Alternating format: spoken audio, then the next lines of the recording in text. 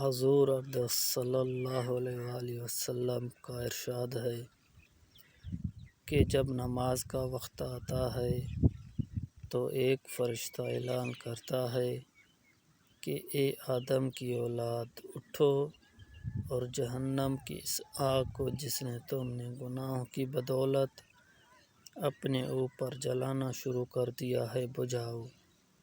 چنانچہ دیندار لوگ اٹھتے ہیں، وضو کرتے ہیں، ظہر کی نماز پڑھتے ہیں، جس کی وجہ سے ان کے گناہوں کی صبح سے ظہر تک کی مغفرت کر دی جاتی ہے۔ اسی طرح پھر عصر کے وقت، پھر مغرب کے وقت، پھر عشاء کے وقت، غرض ہر نماز کے وقت یہی صورت ہوتی ہے۔ عشاء کے بعد لوگ سونے میں مشغول ہو جاتے ہیں۔